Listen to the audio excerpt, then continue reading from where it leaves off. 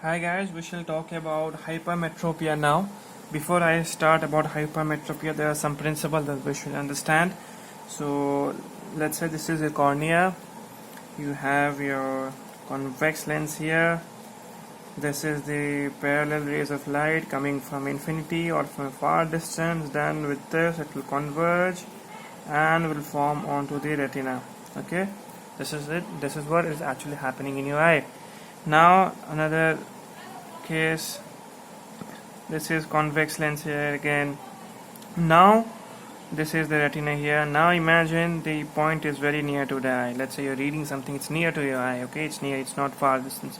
Now this light will actually, this will actually diverge. Okay, it will diverge first, then become parallel, and then it will become converge. Okay, now this component is having parallel component. It is diverging, then it is becoming parallel, and then it is becoming converging. So eventually it will take more time than as compared to the initial one, because this side has only parallel lines that has to be converged. Here the lines are diverged, then become parallel, and then become converged. So eventually it will take some time here. Okay, so now let us see how our body will deal with this. Okay, obviously the image is here, so our body will try to make this image come here. So again, let us try to understand what is happening. We have the convex lens here. So this is the ray of light. It is first diverging, it will become parallel. Okay, and then focus. Let's say here is the retina. So obviously still it's here behind the retina. Now there is a condition called as, technique called as accommodation. Okay, our lens will accommodate to this problem. How it will accommodate? It will make accommodation mean there is change in the lens to increase the power by increasing the thickness of the lens. So it will become thicker here. It will become thicker. So thicker lens means thicker power. Thicker power means it can put the image more faster. Okay, it can bend the image, bend the lights more faster. That is known as accommodation. Okay, the normal power of the lens is 19 diopter. Okay, 19 diopter, but with accommodation it can reach another 16 diopter, okay. So you see normal is 19 diopter, but it can reach another 16 diopter by accommodating. How it will accommodate? It will make the lens thicker. Thicker lens means it will focus the light, that will bend the light more aggressively. Is that right? So now let us know what is hypermetropia. Hypermetropia is a condition in which the rays of light are focused behind the retina when there is no accommodation taking place. That is understood by the diagram. This is your rays of light, and we have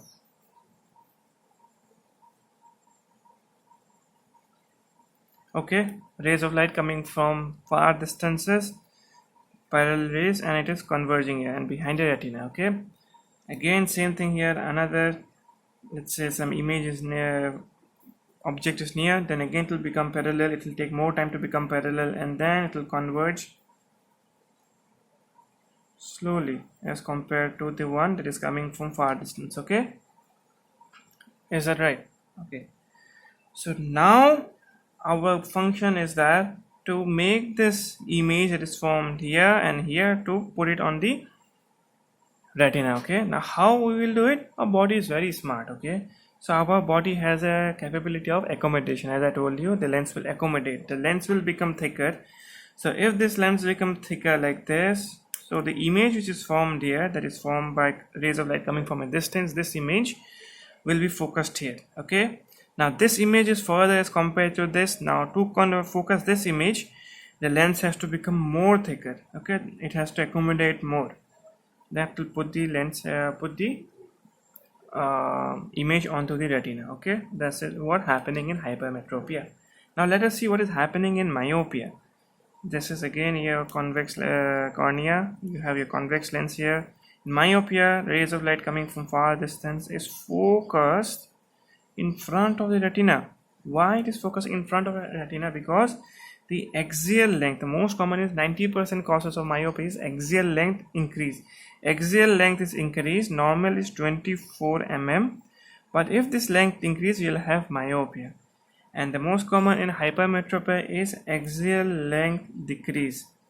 Okay, so we say it's small eye, we say it bigger eye. Okay, so every 1 mm increase will give you 3 diopteric power, and 1 mm decrease will give you 3 diopteric power. Okay, we should remember this. Okay, so now what is happening in myopia, rays of light coming from far distance is actually focusing here behind the in front of the retina, because retina was supposed to be here, but due to axial length the retina has shifted backward.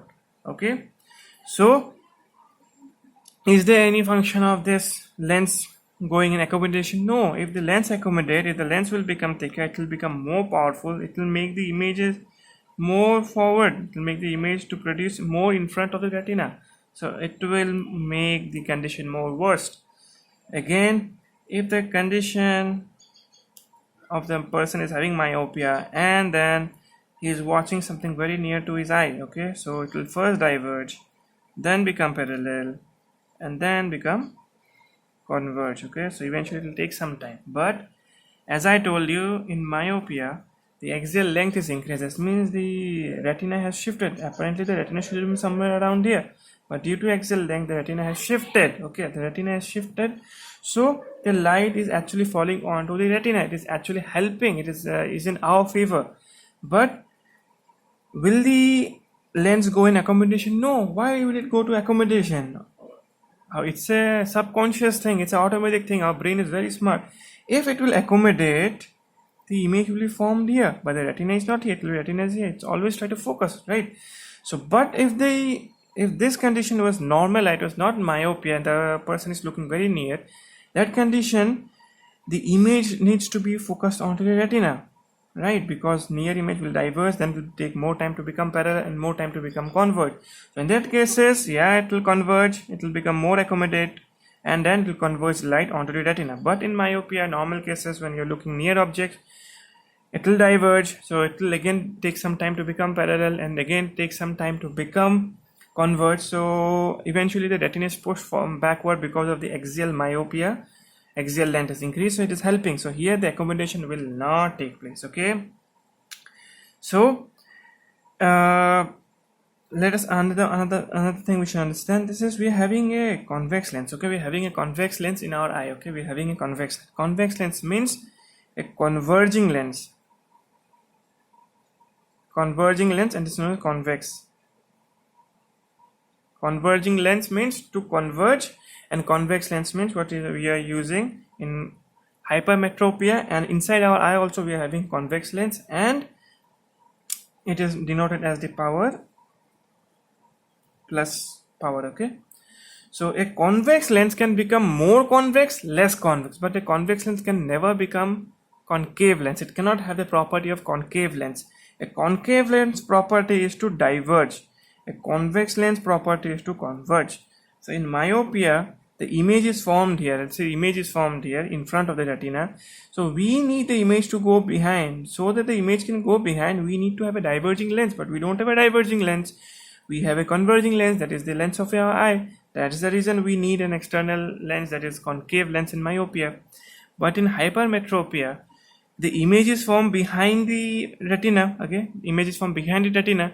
So if we can improve the power of converging power of the eye, so we can shift this thing, that is increasing the power of the convex lens. Okay, so that's what is happening in my hypermetropia. So another one thing we should understand, when there is a baby, infant, they're actually hypermetropic. Their value is around 2 to 3 diopteric power. This is normal. You don't need to give any glasses to a baby. Okay, because they're small eye, they're having small eyes. Small eyes means small axial length. Small axial length means image will be formed behind the retina.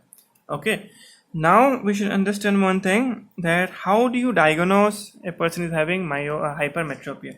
The person will say, I'm not having any difficulty in watching long distances or watching near distances, because the factor of accommodation. Okay, because it is our eyes adjusting it.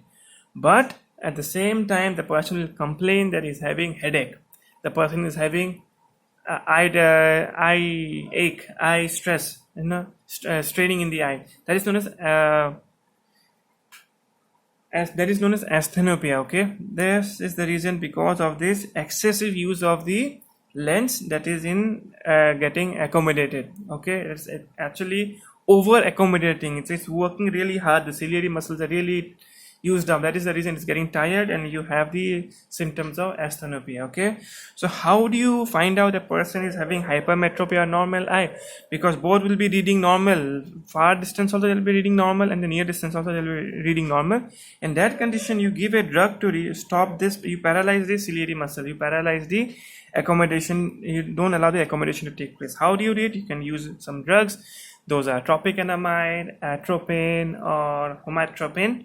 You give this and it will be paralyzed, and then you tell the person to read further distance and read nearer distance, and you'll actually find out is the person normal or the person is having hypermetropia. Okay, so how will this work? So you are giving an external convex lens, then you have the cornea, you are having the again convex lens inside your eye. So whatever light is coming from far distance is getting converged onto the retina. Okay, so any rays, near rays also are getting converged. It will take some time to become parallel, and then eventually also it will converge here. Okay, it's adjusted like that. Now even if you don't give this external lens, this lens is well enough, it can still continue it. Okay, but it will put a lot of stress onto the inside lens. Okay, that's the reason we are giving a convex lens into it. Okay, so another problem with a convex lens is that there is magnification. There is problem of magnification. So one diopter of hypermetropic lens, that is convex lens, will give you 2%. So if I am wearing 10 diopteric lens, I'll be having 20% magnification of the image. Okay, with this another thing we should understand, that whenever a person is wearing wearing convex lens, he'll be wearing very near to his eyes. Okay, it's a principle, you just need to know why. Not very important. Okay, let's say this is your nose. Oh my god, how? Okay, let's imagine this is your nose. Okay, so the person who is having hypermetropia, he'll be wearing convex lens, so he'll be wearing the lens somewhere around here. He'll keep the glasses on the tip of his nose. Okay, whereas a person who is myopic, okay, he'll be keeping the glasses as close to his eyes. This is a principle that we should understand. Magnification is a problem in convex lens, and convex lens are given in hypermetropia. How do you find hypermetropia? You paralyze the ciliary muscle and then see the visual this thing.